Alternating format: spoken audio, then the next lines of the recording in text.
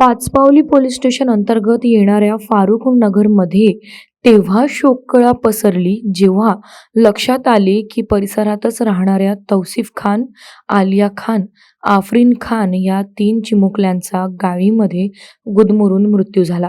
ही बातमी ऐकून या 3ही मुलांचे वडील फिरोज आणि इर्शाद खान यांच्या पायाखालची जमीनच सरकली. त्यांचा काही काळ विश्वासच बसेना की सकाळपर्यंत आपल्या डोळ्यासमोर असणाऱ्या या 3ही चिमुकल्यांनी आता ह्या जगाचा निरोप घेतलाय. मुलांच्या वडिलांची स्थिती अशी होती की त्यांना सुचत सुद्धा नव्हते की काय बोलावे. मात्र परिसरातील नागरिकांनी आणि नातेवाईकांनी त्यांना धीर दिला. फिरोज खान यांनी माहिती देताना सांगितले की पोलिसांना तक्रार दिली. त्यानंतर 12 तासांनी सतर्कपणे तपास सुरू झाला. मात्र मुले कुठे असतील याचा तर्कच लागेना. अखेर डॉग स्क्वॉडला पाचारण केले. त्यानंतर मुलांच्या स्थितीचे सत्य समोर आले आणि हे सत्य हृदय हेलावून टाकणारे होते. हम फिलहाल है फारूक नगर में, जहां कल एक हादसे में 3 बच्चों की गाड़ी में दम घुटने की वजह से मौत हो गई है. हमारे साथ उन बच्चों के परिजन हैं जिनसे हम बात करेंगे और उस दिन घटना क्या हुई थी वो जानने की कोशिश करेंगे. हमारे साथ जो है बच्चे के पिता है. मुझे बताइए उस दिन क्या हुआ था, क्या घटना हुई थी? बच्चे खेल रहे थे, क्या हुआ था? बच्चे हमारे यहाँ पे नीचे बिल्डिंग के नीचे में खेल रहे थे. मेरी वाइफ ऊपर कपड़ा फैला रही थी. बच्चे 2:30 बजे यानी यहाँ पे खेल रहे थे. बच्चों को ऐसा लगा कि बच्चे रोज ही यहाँ पे खेलते, कोई आम बात थी ये, कोई ऐसा ही नहीं था अपने को, ना किसी से कोई लड़ाई है ना कोई झगड़ा है. बच्चे हमेशा इतने में खेलते ही रहते हैं अपने, कोई ये नहीं है इशू, ना किसी से ज़्यादा लड़ाई ना झंझट. बच्चों में हल्का फुल्का होता भी है, कोई ये नहीं है. मेन मसला जो है वो यहाँ से हम लोग जब बच्चे गुम हुए तो हम दूर दूर ढूंढने में व्यस्त हो गए. यानी गाड़ी का हमने ध्यान नहीं दिए गाड़ी के बारे में.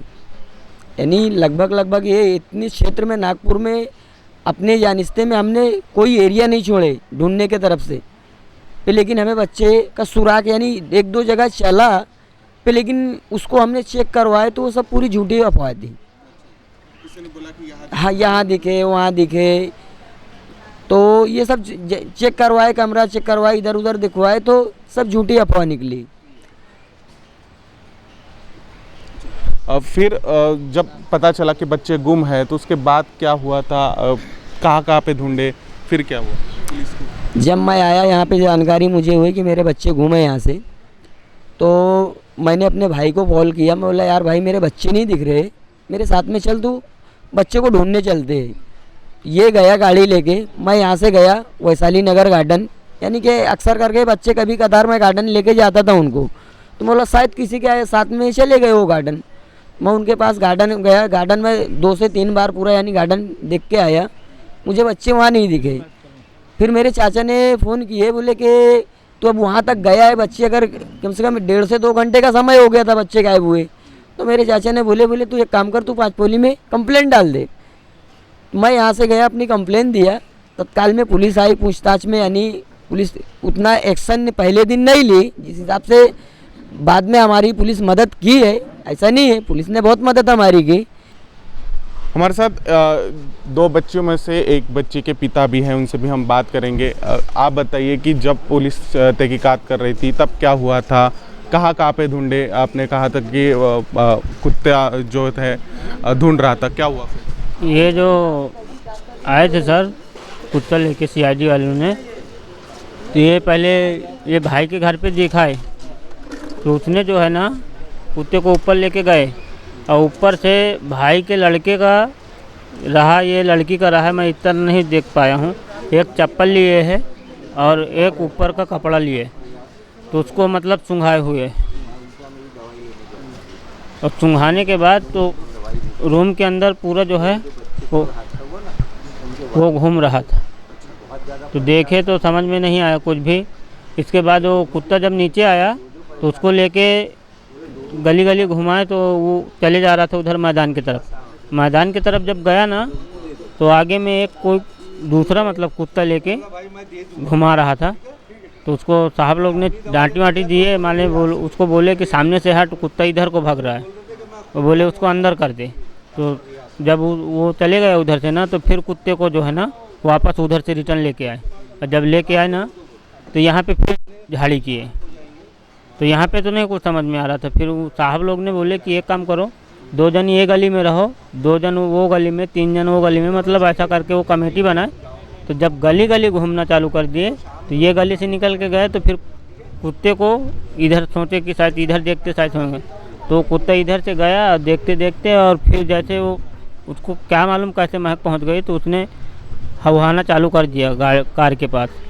वाइट कलर की गाड़ी थी, ब्लैक कलर का कांच था पूरा, और वो सामने से ऊपर चढ़ गया कुत्ता गाड़ी के ऊपर।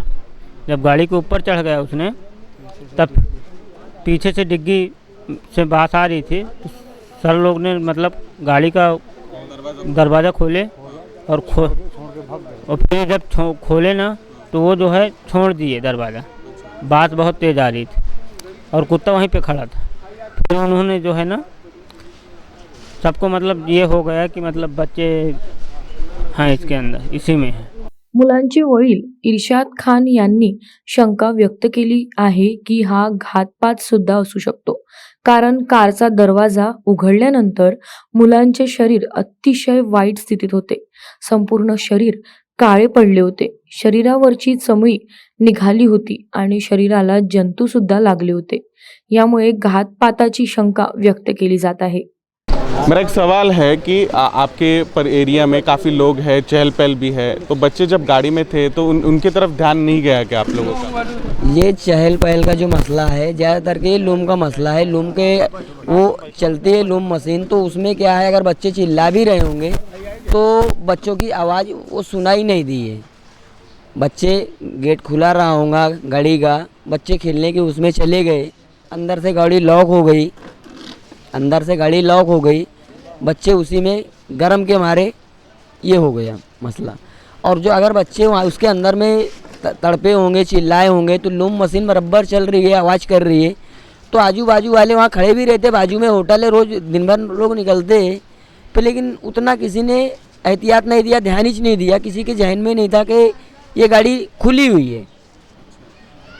यानी बच्चों ने अगर बचाने के लिए आवाज़ भी दिया होगा, तो हैंडलूम की वजह से आवाज़ नहीं आई? आवाज़ नहीं आई, हैंडलूम के वजह से आवाज़ नहीं आई।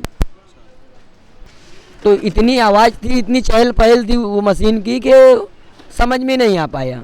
नहीं, वो जो एरिया है वहाँ पे जिस जगह में लाश मिली है बच्चों की, 12 से 1 बजे तक यानी 2 4 6 जन वहाँ पे अक्सर करके बैठे ही रहते हैं। होटल है बाजू में, आना जाना है लोगों का, रोड का बराबर आते जाते हैं, कोई दिक्कत नहीं है। तो लेकिन किसी के निगाह में नहीं पड़े वो। जब वो CID के ज़रिए जब कुत्ता छोड़ा गया तब उसमें पता चला। जब दूसरे दिन यानी मैं 5 पौली पे था, यहाँ पे PI लोग आए थे कुत्ता लेके।